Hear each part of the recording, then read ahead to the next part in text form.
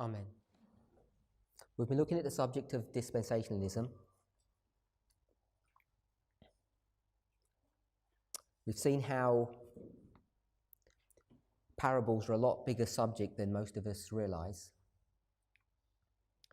And we've also been speaking a little bit to the issue of how we read inspiration. The subject of how we read has become an important point of contention between ourselves and those people who have left the movement.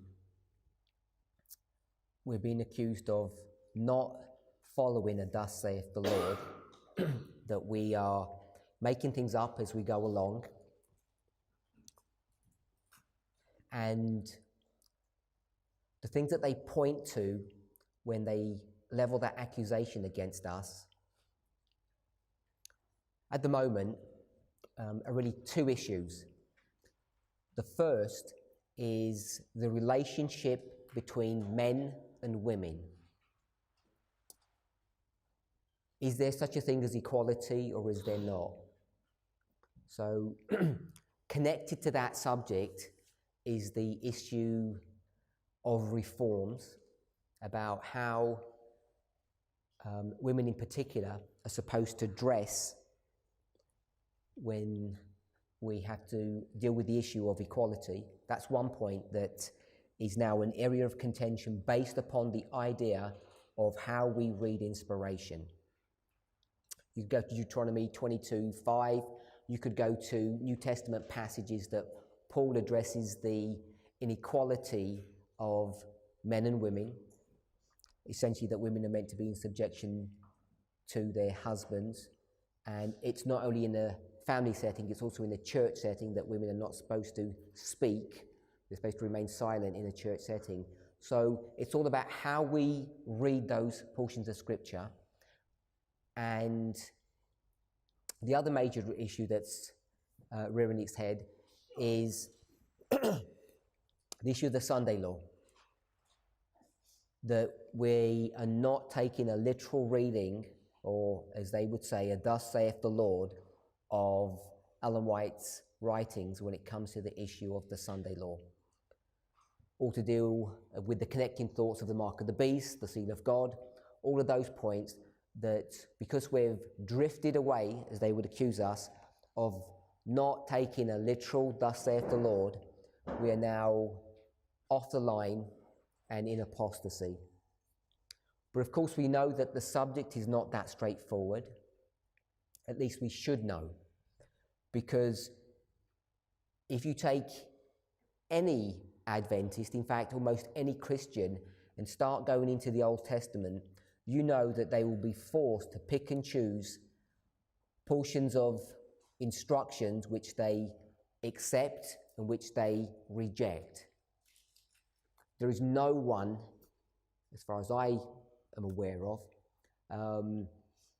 at least an Adventist, if not a Christian, that would, having found that their daughter or their wife, being newlywed, turns out not to be a virgin, that would have the audacity to stone them, because that's the law in the Old Testament.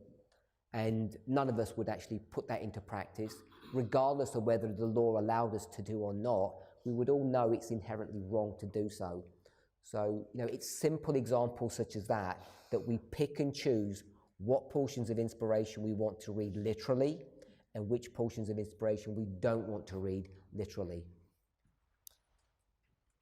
But coming closer to home, if you see the work even that FFA are teaching today with respect to time setting, and we'll pick another easy one, public evangelism, that we're not supposed to go and preach the gospel message to the world, or we call them Nethinims, Samaritans.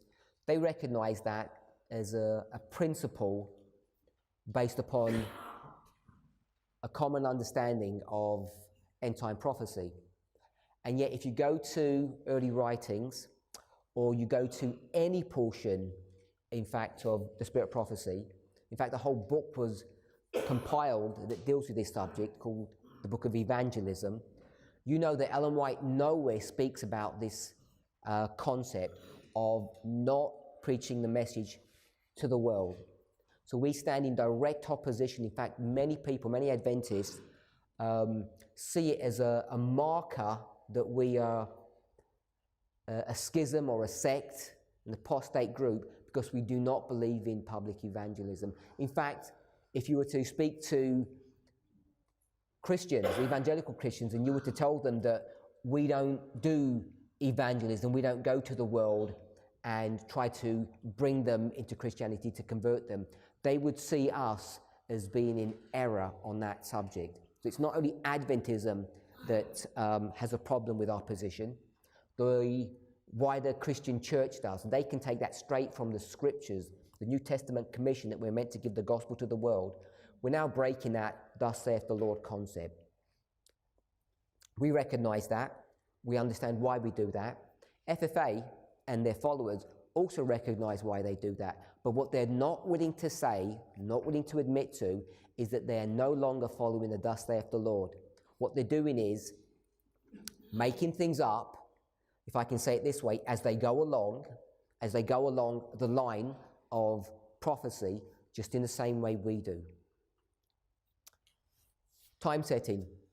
There is an abundant amount of information. In fact, the testimony of the leadership of FFA is that they were the staunch advocates of no time setting only 12 months, 18 months ago and before, that they were the people who would defend. They put together papers, they would do presentations on the subject of no time setting. And they were staunch believers in this until June last year, when suddenly, out of nowhere, they just put up their hands and say, okay, we'll stop believing. I think in their own words, 23 pages of compiled Spirit of Prophecy quotes that they put together that clearly showed that when they are not allowed to time set, they were willing to put all of that testimony aside. It's not one or two quotes. I think the number that they said was 23 pages of compiled material. They're willing to set all of that aside based upon what idea, what principle. It's based upon a concept or a model that we get from a study of the lines. It's purely based upon that. If I can say it in a simpler fashion, it's based upon an understanding of the 25-20. So based upon an idea that the 25-20 is a key, it's a tool that unlocks time setting for God's people at the end of the world. Based upon that principle, they're willing to set aside tens and tens of Spirit Prophecy quotes and ignore a "thus saith the Lord." Now, we agree with them on that position. In fact, it's this movement that advocated this position on time setting not 18 months ago, but 7 years ago, more than 7 years ago, around 7.5 years ago. It was this movement that was advocating time setting. Initially, those brethren who have now left had rejected that concept. They had rejected it for 6 years. In 2018, suddenly they saw the light, if I can say it that way, and they were willing to set aside abundant amount of inspired statements that said that you were not allowed to time set. And if we had stood aside, we could have easily accused them of ignoring or setting aside a "thus saith the Lord." But we wouldn't do that, because as we spoke in our previous classes, that when you take inspiration, you cannot just look at the words. Now, the words are important, the structure, the grammar, the way verses are put together, verses into chapters, chapters into books, books into the Old and New Testament. All that is important, what you read. But there is information that is not written. There's information that we need to glean, and we glean that from what I've called structure, the structure of the passages themselves and the structure of the reform lines that we all should be reasonably familiar with. the more you understand these reform lines, the greater reliance you can place upon structures. So this idea that we are in some kind of a apostasy because we're not following thus saith the Lord on these issues about equality and the reforms that go with along with that subject and the Sunday law, it's a baseless, hollow accusation, especially when you look at the structure of our reform lines. So we've addressed some of those issues. I gave an example of this from Last Day Events, page 227, paragraph 3, if you recall.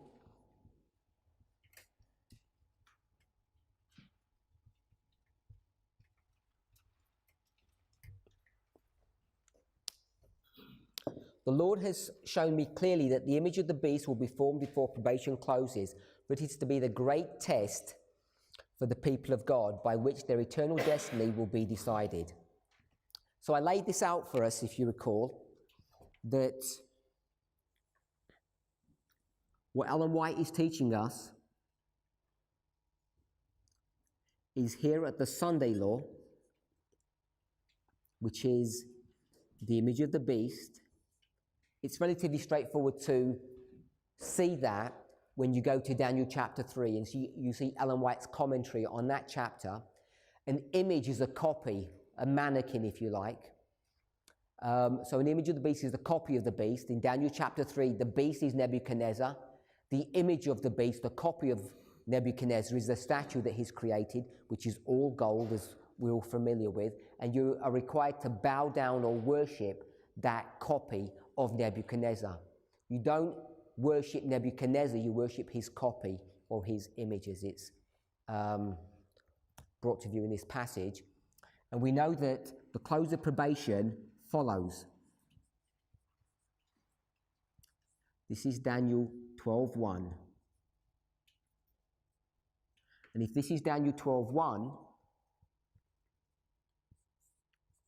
this is Daniel 11:41.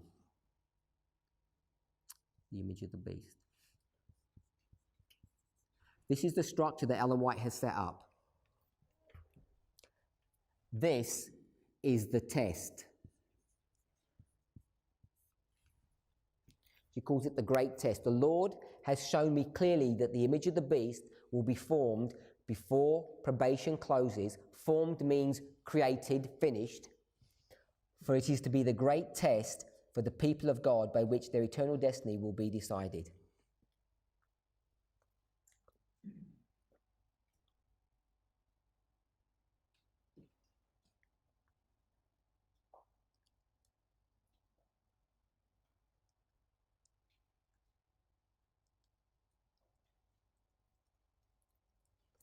So these next two quotes, they're not connected to the original quote that this is taken from. This is taken from Second Selected Messages, page 81.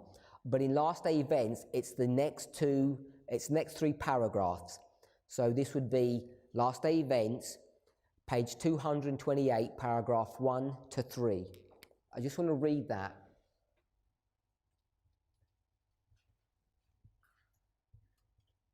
Now, I want us to be clear that this is a compilation, and the compilers have put together these quotes into this section of their book because they see similarities about this. If you look at the subtitle of this, it's actually called The Sunday Law Enforcement Precedes the Close of Probation. So the compilers, they recognize that this quote, the one that we've read here, taken from Second Selected Messages, page 81, is indeed this structure that I've laid out here.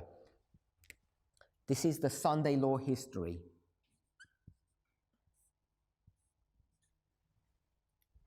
That's how they understand it, and if you see the context of what she's speaking about, they're correct in their analysis on that point. Just want to read the next paragraphs. What is the image of the beast, and how is it formed?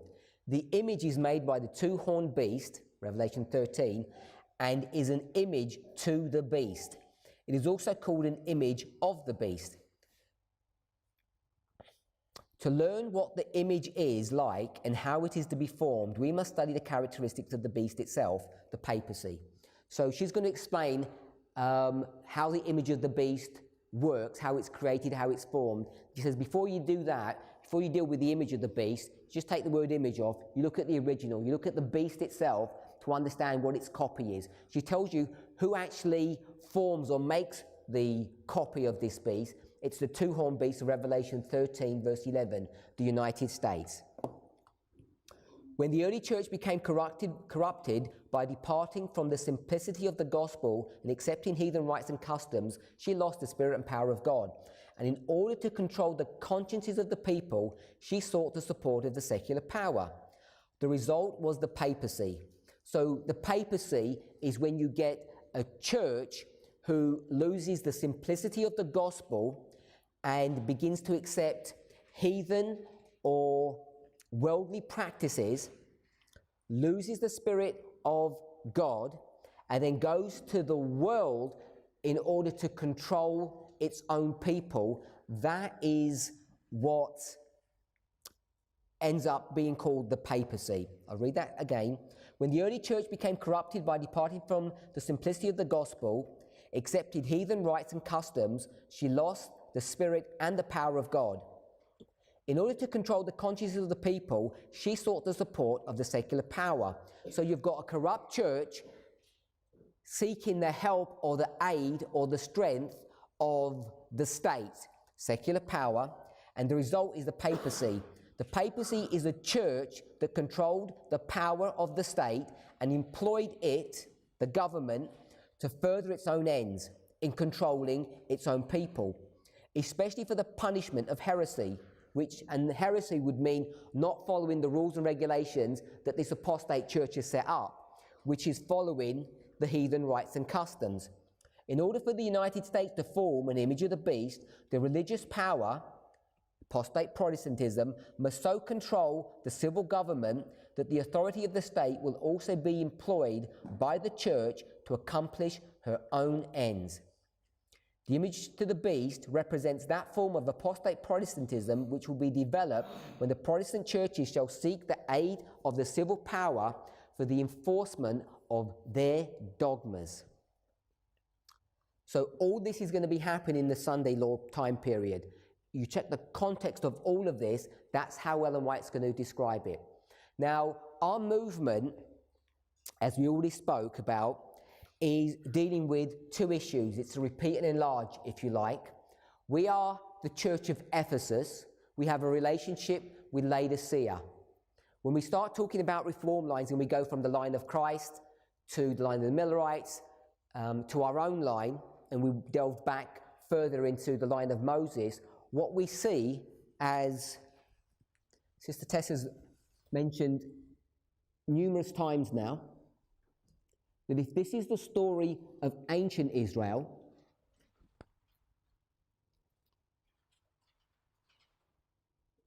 and this is the story of modern Israel, so I'll put ancient Israel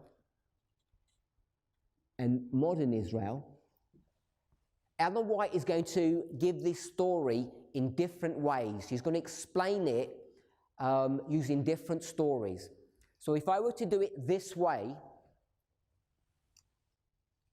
this would be the story of Moses, this would be the story of Christ.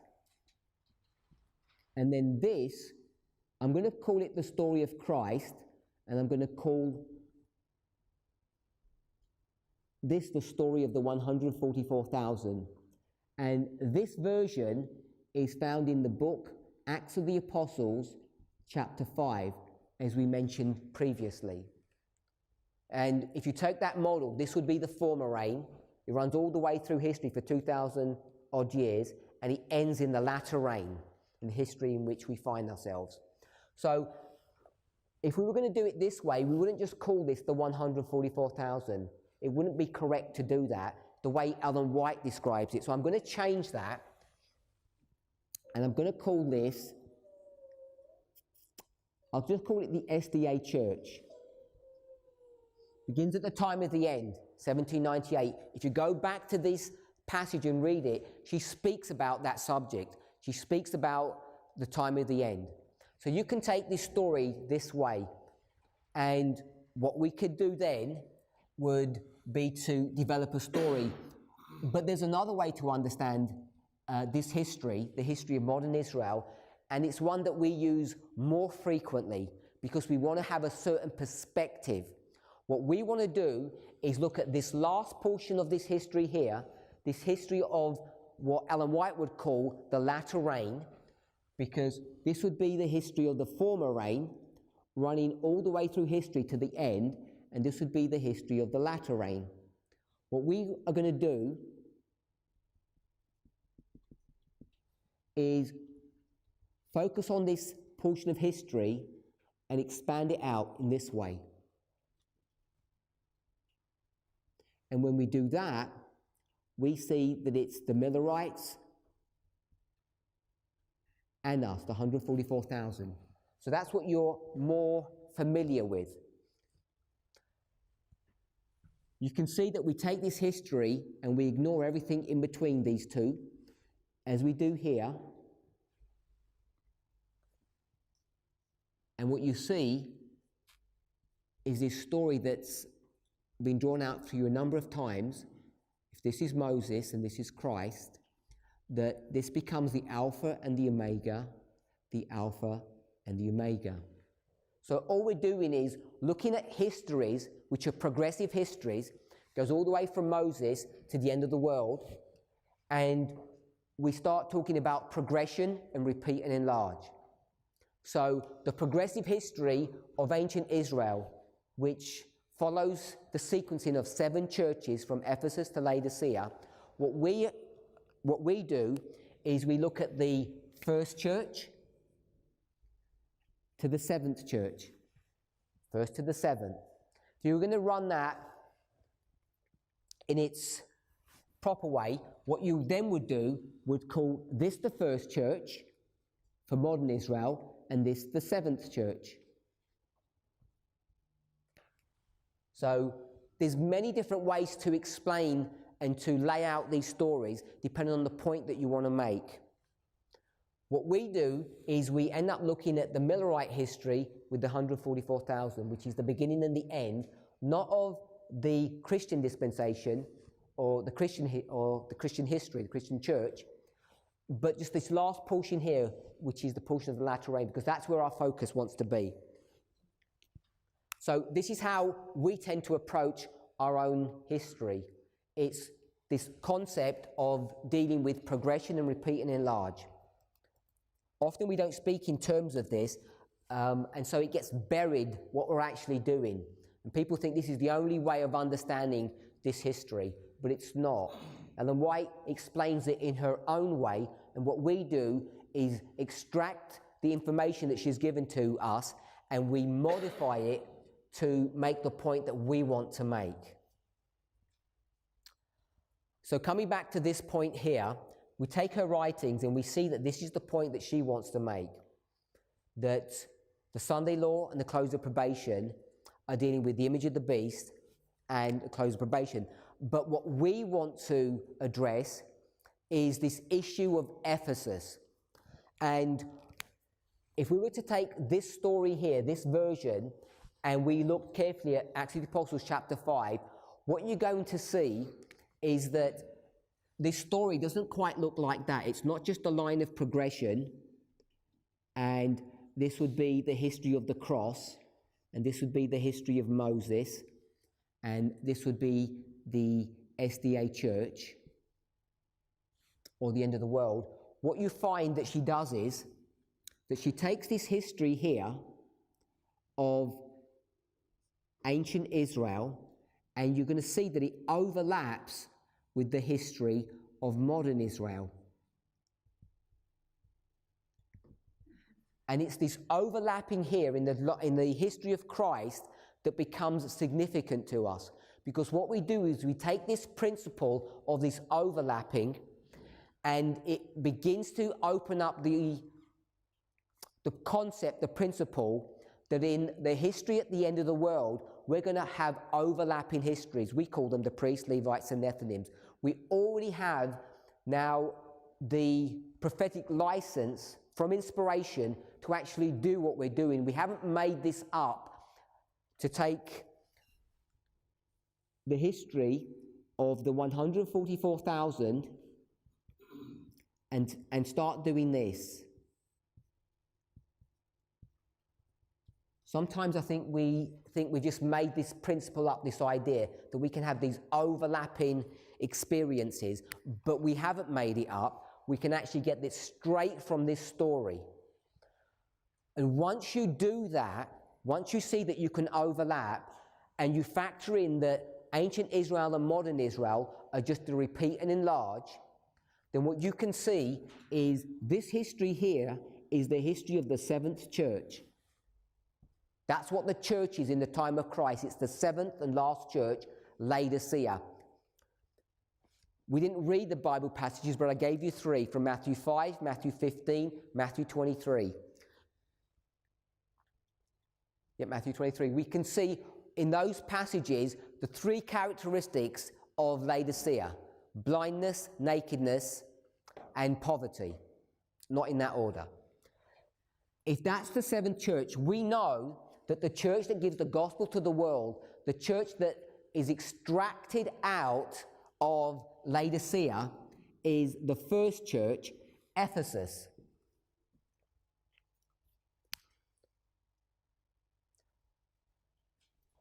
If we were to go to Daniel chapter 2, and we see that a stone comes out of a mountain and destroys this statue, we talk about that stone being, sometimes people call it the 144,000. Obviously, incorrectly, the church says it's Christ, second advent. We know that's not true.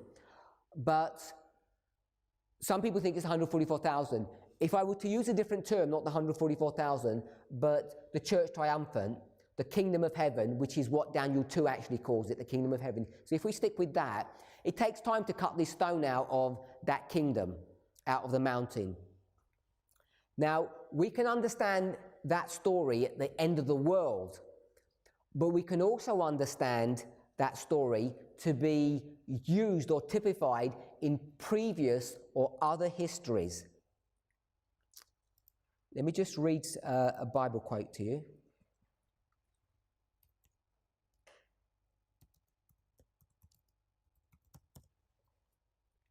If you go to 1 Corinthians chapter 10, verse 11, I'm going to read this quickly because it's a passage that you're all familiar with. 1 Corinthians chapter 10, verse 11. Now, all these things happen unto them for ensamples. So he's talking about Old Testament stories. So there's an Old Testament story, and they are written for our admonition or our instruction, these stories, upon whom the ends of the world are come. It's a familiar passage to us. All Christians use this. Now, all these things happen unto them for ensamples, and they are written for our admonition, upon whom the ends of the world are come. So the question is, who's speaking? We know it's Paul. He's writing to the Corinthian church, and we know who them is. It's the Old Testament people. When he says, and they are written for our admonition, who is the our or the us that he's speaking of? Most Christians are going to say speaking about us here at the end of the world, but I want to suggest that he's not. He's speaking about himself and the world in which he lives. The world in which he lives is the end of the world. The end of the world has come for whom? For the Jewish nation. Here it is right here. This is the end of the world. And that's the reference point that he's making. He's saying the known world, the world as we know it, has ended. He's not speaking about the second advent and everything's going to get wrapped up. He says those stories from the Old Testament were written for our instruction here in the New Testament history, the first century. That's what he's saying in this passage. And what we do is we take that and we bring it into our history. We take that passage and we make an application of it for ourselves. So he's going to take this history here and he's going to say, this is the end of the world. So I'm going to write here, the end. And we just read 1 Corinthians 10:11. Earlier we read, not today, we read from Colossians 1:23. And Colossians 1:23 says the gospel is going to be given to the whole world. It was given from 34 AD up to, we'll go with 70 AD, a little bit before that. Paul says the gospel's already been given to the whole world by himself, and therefore he must be alive, and he dies a little bit before AD 70. So it's in this history that the gospel is going to be given to the world, and it's being given by the first church, Ephesus. So what we're going to do is we're going to take all of this model here, we take this model and we bring it to the end of the world, just like Paul says we can do. All these things are written for our admonition upon whom the ends of the world have come. We'll take all these principles, bring it to the end of the world, because we know at the end of the world here, in this story, if that was the first church, we're going to have the seventh church here, aren't we? This is the seventh church of the Christian dispensation. And if we're going to follow history correctly and do line upon line, we can take this model and bring it into our own. And besides the fact that we can now identify this church, this movement, as Ephesus, which is the church that conquers, Revelation chapter 6, verses 1 and 2, the church that goes forth to conquer. It's a pure white church.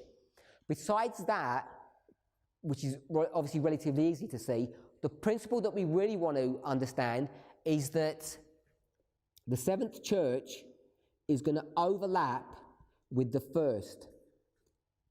So this is us.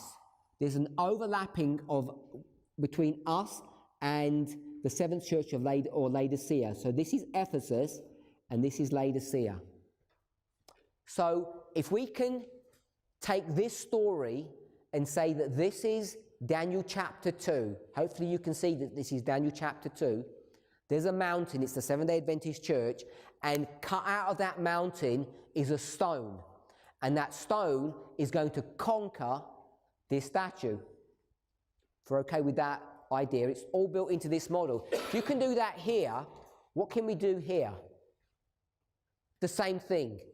You can take the principle, the idea, the concept of Daniel 2 and bring it back 2,000 years, and you can say that this church, we call it the New Testament church, the 12 apostles, 70 disciples, the 120 people, Paul, all of them, Ephesus, and they were cut out of what? The Jewish nation. And what did they do? According to Colossians 1:23, they go and destroy the then known world. They destroy the Roman Empire. Now, the destruction of the Roman Empire isn't the destruction that you may think, because the Roman Empire exists for another at least 400 plus years, and then it gets amalgamated with the papacy. You have this image of the beast being set up. But if you take that story, you can see that the known world is destroyed. In fact, that's one of the accusations that they make about Paul, isn't it? What do they say about Paul? Whenever he goes, what does he do? He turns the world upside down. He wreaks havoc wherever he goes, because he's bringing the then known world to its knees. So you can take Daniel 2 and you can bring it back 2,000 years. So the cutting out of that stone out of the mountain can be understood in the way that we should understand it at the end of the world. Daniel chapter 2 is talking about this experience here, but it can also be understood in different dispensations. It can be understood in this dispensation in the story of Christ. So if it can be done there, where else could it be done? It could also be done here in the Millerite history. The Millerite history, you have this mountain, which is Protestantism. It's the last bastion of hope. It's God's church. Its name is Sardis. Sardis has come out of Babylon, out of the 1260 years. This church is supposed to be doing a work. It's supposed to be destroying this statue. What happens? The church doesn't do its work. It's not fit for purpose. It's called Sardis. If you check what Sardis means, if you went to Revelation chapter 3, it would tell you. It says you have a name that says that you are alive, but your behavior is as though you're dead. Who says that they're alive but they're dead? That's Laodicea. So you can see that the characteristics of Laodicea here is the same characteristics of Sardis here.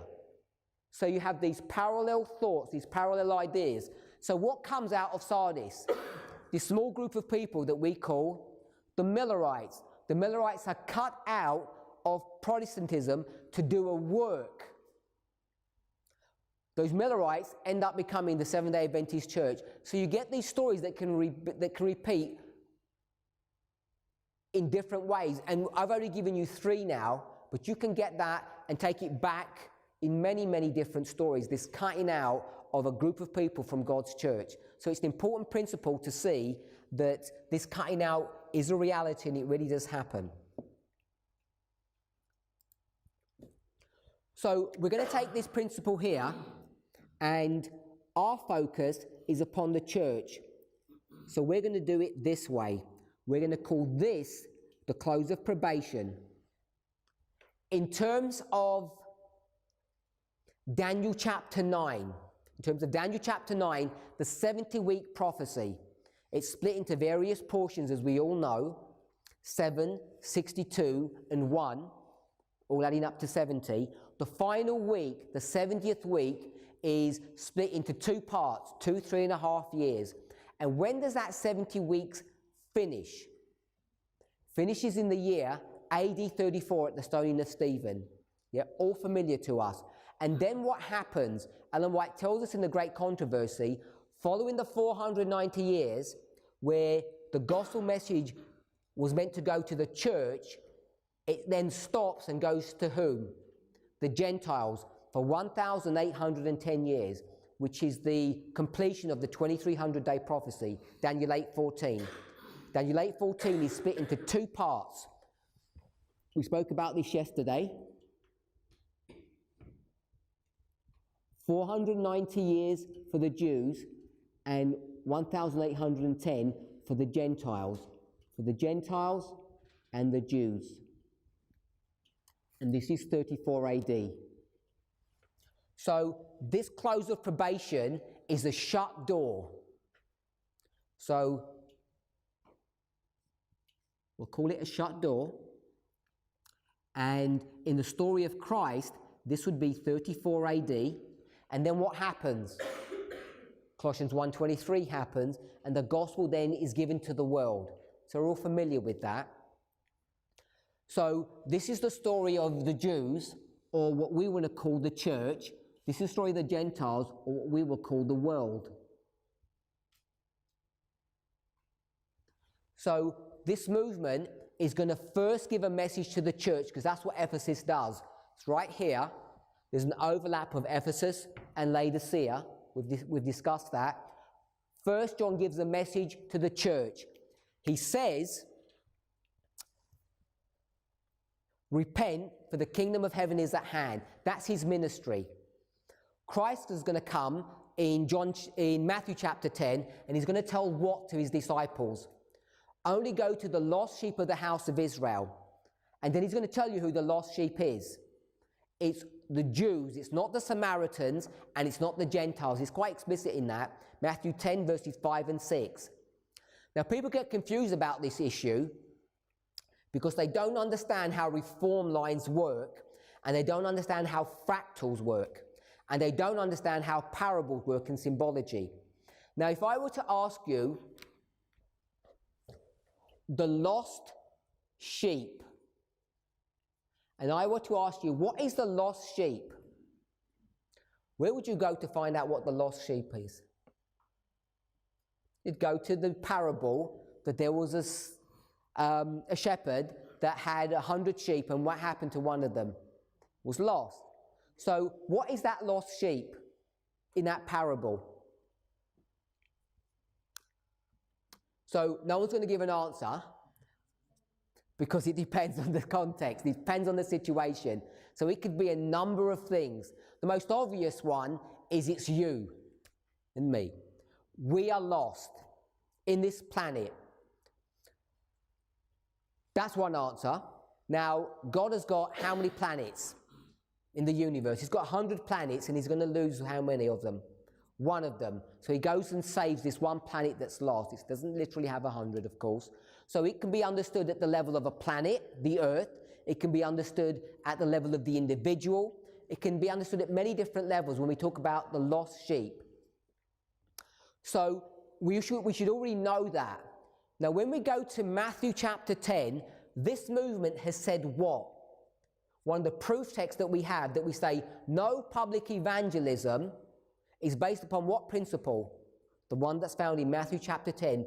Christ says to his disciples, only go to the Jewish nation, don't go to the Samaritans, your relatives, and certainly don't go to the Gentiles, the Greeks and the Romans. Stay to your own people. And we can put in parentheses, he doesn't say it, for the moment, if you're okay with that. We know it's for the moment because we know when you get to AD 34, you're required to go and give the gospel to the world. In fact, the Jews are so entrenched in this, even the disciples, they have to be kicked into action, don't they? What happens to Peter when he's on Simon's rooftop on the beach? He gets kicked into action and he doesn't want to do it. And when he's willing to do it, what does he have to take with him? He has to take witnesses, because what does he know what's going to happen? His church brethren are going to rebuke him and tell him off for going to the home of a Gentile. And Ellen White's commentary on this says that Cornelius becomes the first fruit or the beginning of the work of the Gentile missionary work. The reason why this becomes a contentious issue, because people who have left the movement, they don't want to go to Matthew 10. Where do they want to go? Matthew 10, the lost sheep. They don't want to go there. Where do they want to go? They want to go to Matthew chapter 15. Matthew chapter 15 is the story of the Syrophoenician woman. We know the story. Her daughter is demon-possessed. She goes to Christ, and Christ says, you're a dog, so I'm not going to help you. And she says, well, if I'm a dog, I can eat from the crumbs of your table. And then he says, don't worry, I was only testing you. It's all good. We're friends. And your daughter is healed. You can go home. And she leaves rejoicing, teaching the disciples a lesson. It's all a parable, an enacted parable. And in the discussion, what does Christ call that woman who's a Gentile? He says that she is one of the lost sheep of the house of Israel. So those people who left say, we've got it all wrong, that the lost sheep is not the Jews or the church exclusively, it's everybody, church and the world, because you've got a proof text for that. So you can see how easy it is to get tripped up. Because people want to know, if we say there's no public evangelism except to the lost sheep, why is Christ 5 chapters later evangelizing to a lost sheep who's a Gentile? How does that work? It breaks the line according to the way that most people understand. But I want us to see that it's not breaking anything. The lines are not being broken. It's absolutely clear what's going on in this story, if we understood our lines correctly. Someone, a few moments ago, when I asked you what chapter we would go to, someone said the book of John.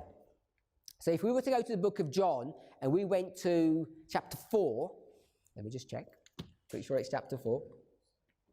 If we went to chapter 4 of the book of John, I'm not going to read from there, you know the story. It's chapter 4. Christ is going to be speaking not to a Syrophoenician, which is a worldly person. He's going to be speaking to whom? Samaritan. You're not allowed to speak to Samaritans and Gentiles, are you? According to Matthew 10. You're breaking all your own rules, apparently. Now, Christ has a discussion with this woman. It's a really interesting discussion. The reason why it becomes interesting, because it's intricately connected to parable teaching. If you've seen studies on this, you'll recall how we can make that connection. If you haven't seen studies on that, please watch them. As my sister said, you can go and watch that 10-part series done months ago and work it all out yourself. Not really. We did it only a few Sabbaths ago here in Australia, so you just have to go to a few, and there's only about 3 or 4 to work out. But it's relatively straightforward and it's nice to see. Parable teaching begins in Matthew chapter 13. I think we're all okay with that. Ellen White comments on that. This is the Sermon by the Sea. Matthew chapter 13, the Sermon by the Sea. If we were to compare and contrast Matthew chapter 13, we can compare a sea with land. If you're okay with that, you can contrast the two of them, land and sea. Matthew 13, the same principle. There's a beast that comes out of the sea, there's a beast that comes out of the land. Compares and contrasts those two beasts. We can do the same thing with God's or Christ's mission or message. If he does one by the sea, he's going to do one on the land. The one that he does on the land is on a mountain. It's called the Sermon on the Mount, Matthew 5, 6, and 7. So you can compare the sermon or the message on the mountain in the story or the sermon or the message by the sea. One's a parable, the one by the sea, and therefore the one on the mountain must also be a parable. So we can make that connection. It's called the Beatitudes, and the Beatitudes is really another way of saying glad tidings or a good message. So this is the mountain of good message. If you have a mountain of good message, what should you also have connected with that? A mountain with a bad message. You've got a mountain of a good message, a mountain of a bad message. So once you can make that connection, you can go back into the Old Testament, and you know that there's a story about two mountains, don't you? A good mountain and a bad mountain. They've both got names. Do we know the names? Most of us do. Gerizim is the good mountain, Ebal is the bad mountain. The mountain of curse and the mountain of blessing. The reason why that becomes significant is because this good mountain from the Old Testament, the Mount of Blessing, the real Mount of Blessing, Mount Gerizim, that's the mountain in John chapter 4. They're going to have a discussion, and this Samaritan woman is going to say, there's a really nice mountain just in front of us, and there's this really nice temple there, our temple, and you say it's dirt. You don't like our temple, you like your temple, which is on Mount Zion. So you can run this story, if you understand how parables work, all the way through, and you can connect many Bible stories together. In fact, that's how we're supposed to do line upon line. It's not as simple as just taking a word, like the word Sabbath, and running that through Scripture. What you can do is compare and contrast. So I'll just, in picture form, show you what I just did. There's a Sermon on the Sea, which is Matthew 13. You can compare that with a sermon on a mountain, which is Matthew chapter 5, called the Beatitudes, the good message, the good story. If that's a good story, you can compare that to a mountain which is also good, which is Gerizim.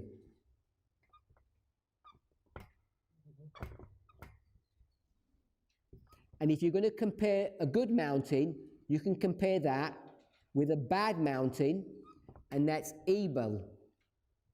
And the reason why that becomes significant is because in John chapter 4, this mountain here, Gerizim, is it a good mountain or a bad mountain? It's a bad mountain because it's the mountain upon which the Samaritans have built their temple. So there's a temple that's built here on Mount Gerizim, and it's the temple of the Samaritans, and it's now bad. And that bad mountain is going to be compared to what? Another mountain, which is the Jewish mountain, and they've got a temple on their one. Is that a good or bad mountain? Depends who you ask. Christ is going to say, actually, that's a bad mountain as well.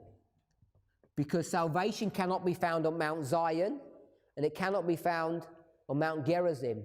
It's found in the movement. That's an important principle for us to understand as we go through these prophetic studies, not in the one that we're doing. But this is how you can do proof texting. It's all using the principle of parable teaching.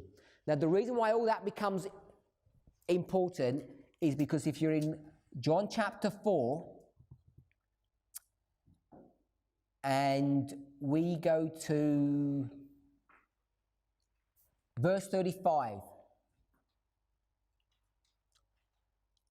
Christ says to his disciples, she's already left, the disciples are speaking, he says, say not ye that there are yet 4 months, and then cometh harvest. Behold, I say unto you, lift up your eyes and look on the fields, for they are white already to harvest. He's speaking about the Samaritan woman, the Gentiles, that they're already to be dealt with.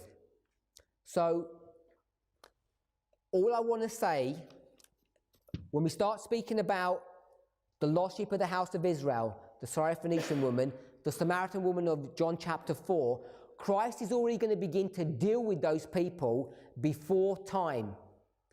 And if you don't understand how a reform line works, you won't understand how to factor all of this information. And it becomes important for us to be able to do that correctly. And the reason why it becomes important is because now Future for America and the people that follow them are surreptitiously, and I don't mean that with malice, I'm not saying they're doing it maliciously or underhandedly, which is, I guess, the connotation of surreptitiously, but they are doing it in a way that is not clear to their followers. And I suggest it's not clear to some of us.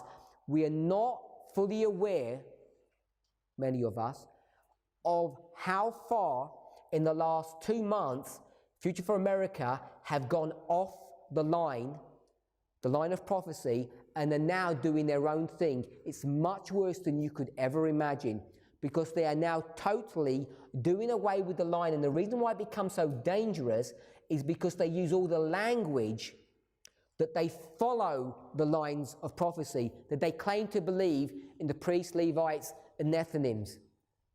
And what they're claiming is everything that has been taught by this movement, and depending who their target is that they want to accuse, it's either Tess or myself or other people, depending upon the subject at hand. Often it's myself that they're going to target. So they use names freely. We use their names freely. It's all good to do that.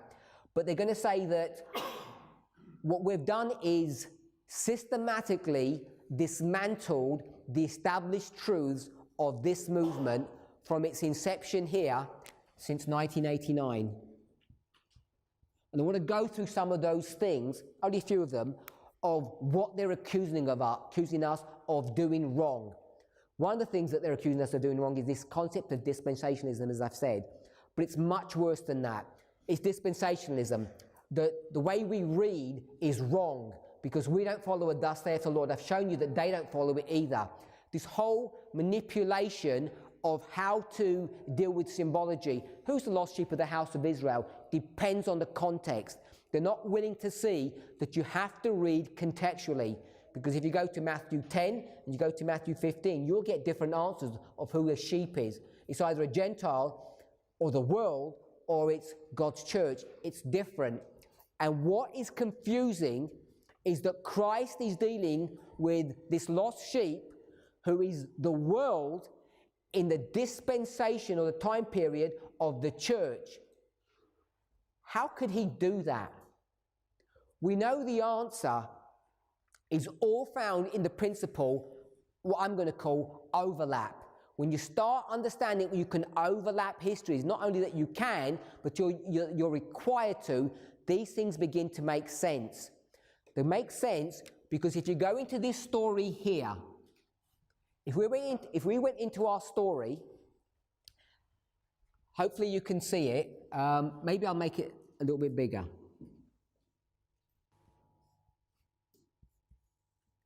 Priests, Levites, and Nethinims.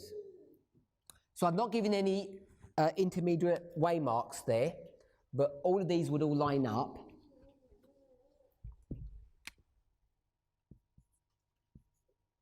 Now, this is not a class, so it's quite hard to do this. But if I were to ask you, with this transition here, we've got church and world, and I've put a waymark there, 34. Where would that go in this line here? If this is the line of the priests, Levites, and Nethinims, and we'd have all of these waymarks here, you can see that they're all going to end up having to be brought up here. You can see all of that. On this line, where would this waymark be here? This one here, where would it be? So, if you're familiar with the lines, you already know the answer to this, but if you're not so familiar with it, it might not be that intuitive to work out where that line would be, that demarcation would be. Maybe we're not totally sure. So I'm just going to give you the answer. It would be here. That's where that 34 AD would be. So if you can see this, a few years ago when we didn't understand this concept, this idea of overlapping histories, even though it's plain to see, it's easy to understand, it's right there in Acts of the Apostles, you can see that John is born when? At the time of the end, and John is the first member of the Church of Ephesus. He's so important, no one even baptizes him. He's the baptizer, he doesn't get baptized. There's implications in all of that. So we know that the Church of Ephesus begins at the time of the end, and it extends past AD 34, long past AD 34, because it does this work here of giving the gospel to the world, first to the church, then the world. One group of people do two things. That's why we can do this. I'm not suggesting that this was ever wrong. What I am suggesting is the way we approach this has been wrong, and the implications or the conclusions that we draw have been wrong, and the way we speak about these Spirit of Prophecy quotes is wrong. We tend to say the Spirit of Prophecy quote says this when it says this, and we're not willing to make application. But if you take this history, you can see clearly, hopefully, I've not drawn all the intermediate waymarks, as I said, that hard line would go all the way down here. Hopefully we can see this. And you can't see it on this scale. I haven't drawn all the waymarks to this. But if we were to draw all the waymarks, what you would be able to see, you're familiar with 5 waymarks and 4 dispensations, yeah? This history here, what would we call this history? Point it up here. The church, and we'd call this the world. What I want us to see, when you come to the Nethinims, which would be another way of saying the world, and we had 4 dispensations, 3 of them are here, and 1 of them is here. 3/4 of all the history of the Nethinims is tucked into the history of the church. In the context of the time of Christ, what year is this? It's 34 AD. It's the close of probation for the church, if I can say it that way. So 3/4 of all the history of the church, of the world, is already in the history for the church. So if you just take that concept and bring it into the line of Christ, you can begin to see why Christ is going to be forced to be able to begin to deal with the Syrophoenician woman and the Samaritan woman. Hopefully we can see that. So the lines, this idea of overlapping lines, when you bring that concept into the history of Christ, you can begin to explain what would at first sight appear contradictory statements. Is a Nethinim a lost sheep? Of course. We know it's a sheep because a sheep is a symbol of God's people. We know that Revelation 18 verse 4 says, "Come out of her, my people." That's a symbol of the Nethinim. Daniel 11 verse 41 says, "Many shall be overthrown, but these shall escape out of his hand, even Edom, Moab, and the chief of the children of Ammon." Divides that sheep into 3 groups, or the Nethinims into 3 groups. It's all symbolized, or a symbolization of God's people, which must be sheep. So you can see that the lost sheep here, they're going to begin to be dealt with in what time period? in the dispensational time period of the church. And you can't see that unless you understand reform lines. So only a few years ago, when we were dealing with these issues and people were struggling with Matthew 10, Matthew 15, and how do we deal with this apparent contradiction? It's not a contradiction. It's easily understandable when we see how the overlapping works and the ramifications of what that means when you take it back into the line of Christ. If you watch the presentation that Sister Tess did last Sabbath and a few Sabbaths before as well, she's gone over this story a couple of times now when she starts explaining or overlaying the line of Christ on top of our own line. And I want to do that again for us so that we can be really clear about the why and when things are happening.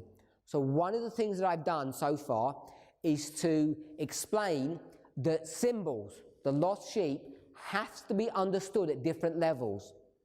So this is a lost sheep, this is a lost sheep, and this is a lost sheep. The lost sheep are all going to have to begin to be tackled or to be dealt with before 34 AD. That's why you see all of these stories about the Gentiles being brought to view in the four Gospels. Because the four Gospels finish when? Here.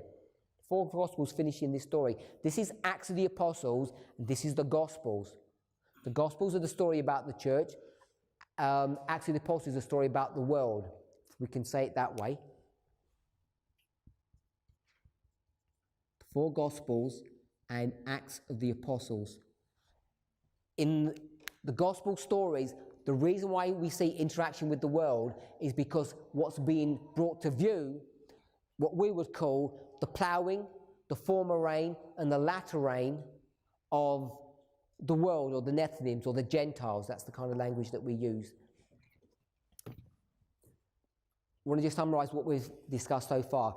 I just want to deal with this a little bit more in our next presentation.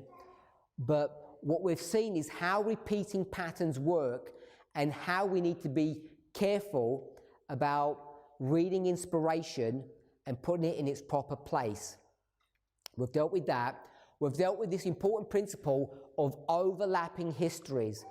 It's something that Ellen White uses and shows us how to employ when we come to our prophetic studies. So we're going to take the principle that she's given to us and we're going to make an application of them here at the end of the world. And there they are, priests, Levites, and Nethinims. They have this overlapping experience.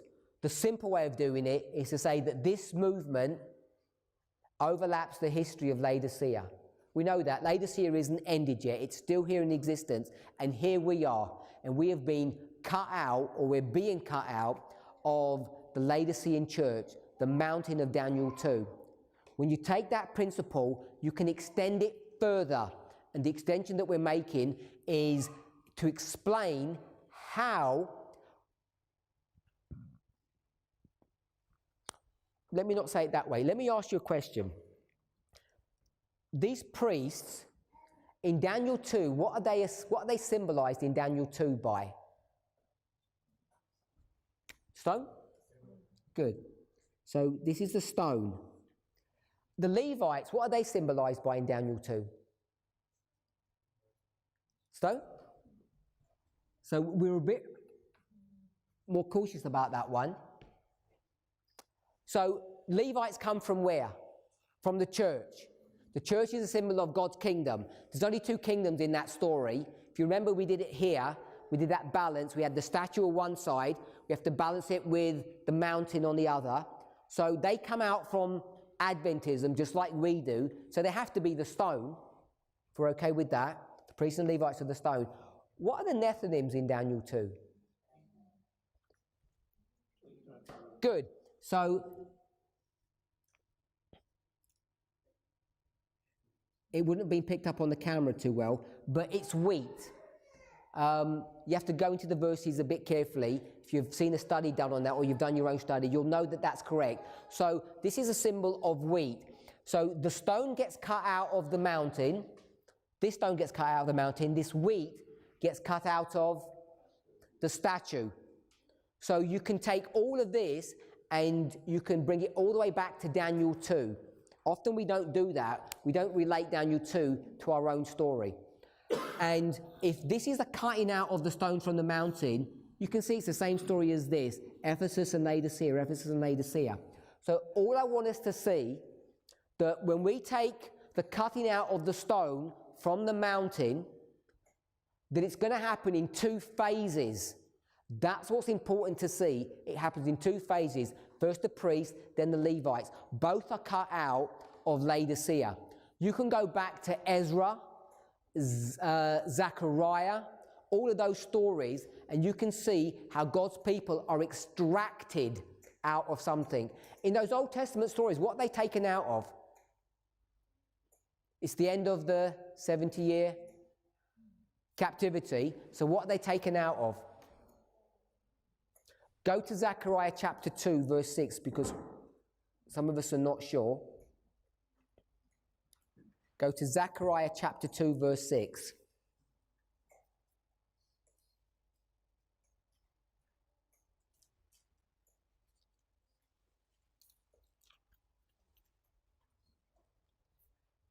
It's the second angel's message. How do we know? Because it says, ho, ho. Ho, ho, come forth and flee from the land of the north, saith the Lord. So what's the land of the north in the history of Zechariah? This is Babylon. The land of the north, the king of the north. So they're going to come out of Babylon. So who's telling them to come out of Babylon? Zechariah, obviously. Where does Zechariah live? If he says come out of Babylon. In Jerusalem. So he lives in Jerusalem, and he says, leave Babylon and come to Jerusalem. We know he lives in Jerusalem because if you go to Ezra chapter 6, verse 14, Ezra 6:14, you'll see that the temple was rebuilt, reconstructed, the temple of Zerubbabel, with the help of two prophets. The two prophets, one of them is Zechariah and the other one is Haggai. Haggai and Zechariah are the prophets that drive through the rebuilding project. It gets rebuilt in Jerusalem, so they must have been in Jerusalem to do that rebuilding project. So they tell people to come out of Babylon. This has been a real issue of contention, a real point of confusion here at the end of the world. If they're coming out of Babylon, and we say, so they're going to be cut, do we agree they're going to get cut out of Babylon and taken to Jerusalem? Yeah? Happens in two steps, two stages. In fact, if you are listening to, hopefully you're all listening, follow me through with Sister Brittany's studies, the first cutting out of God's people from Babylon happened when? Under whose reign? Cyrus. So if you go to Ezra 6:14, it tells you the three kings. So it's Cyrus, Darius, Artaxerxes. Cyrus is the first cutting out. The second one is going to be Darius, which is what this is talking about, the story of Zechariah. He's telling people, you need to come out of Babylon now.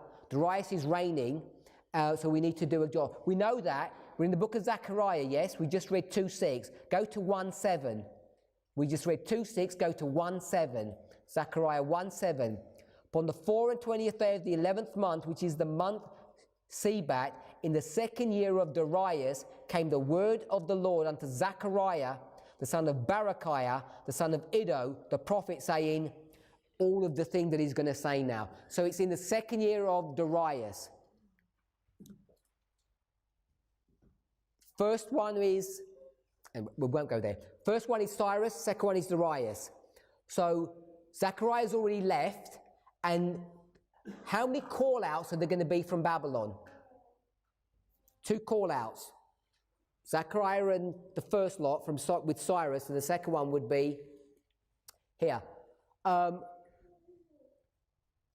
This is a symbol here of these two stories, the priests and the Levites.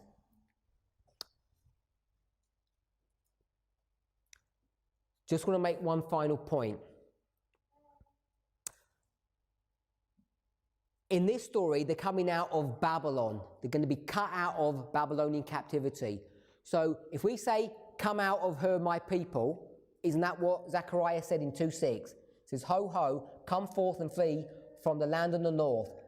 Flee from her. Flee means come out of her. Come out of her, my people. Zechariah 2:6. He says it in slightly different language, if you're okay with that. At the end of the world, what are we saying about the priests and the Levites?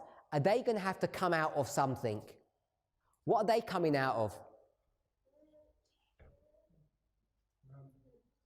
Coming out of the mountain, and the mountain is Laodicea. So they're coming out of the Laodicean system. They're not coming out of Babylon. We weren't in Babylon, we're in Laodicea, and we need to come out of Laodicea. But what is Laodicea? What is Laodicea? So if we go to Revelation chapter 3. We're going to go to Revelation chapter 3, and we want to see what Laodicea is. No, we could go to Revelation chapter 3 to see what Laodicea is, but I want to give the description through another church. I want to give it through another church. Now, we've just said that these people were in captivity, if we're okay with that. They're in Babylonian captivity. So what we want to do is we want to find the church that's in Babylonian captivity.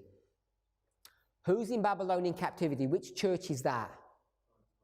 Thyatira, number 4. So we'll go to Thyatira instead of going to Laodicea. And in Thyatira, we're going to go to Revelation 2:20.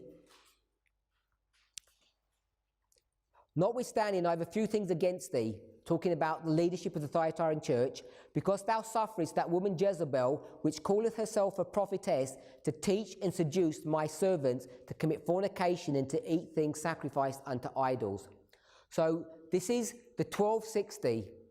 This is Babylonian captivity. If I can say it that way, we could prove that it is. And in Babylonian captivity, what have God's people been taught or seduced into?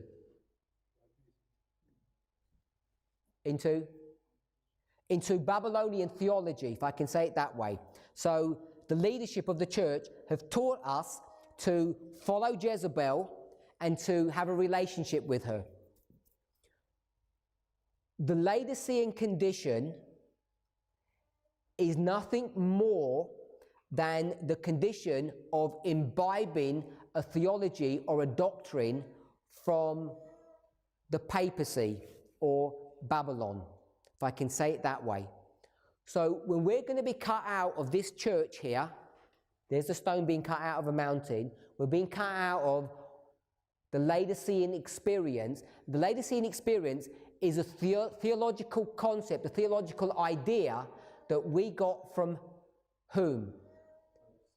From Revelation 2:20, from Jezebel, it says here, which is Babylon, and who foisted it upon us? The angel of Thyatira, which is a symbol of the leadership. So the leadership was like a dating agency. It matched us up with Jezebel and said, you guys need to get together and enjoy yourselves. So Jezebel taught us and seduced us and allowed us to have fornication with her, all through the introduction of the leadership of our church. And that's exactly what happens in this history here. So this cutting out of something bad, the cutting out of something bad, and the cutting out of something bad. So in Daniel 2, that mountain, which is the kingdom of heaven, actually turns out to be something that's bad, which is why you need to extract something out of that. The stone is something good, the wheat is something good. So we'll make a break here, and we'll finish or continue our study in the next presentation. Let's pray. Heavenly Father, we want to give you praise and thanks for your goodness and your mercy towards us. I want to ask and pray that you would guide, direct, and bless us in the meditation and study of your word. Help us how to understand the usage of parables, of symbology, and the line upon line methodology. We ask and pray in Jesus' name. Amen.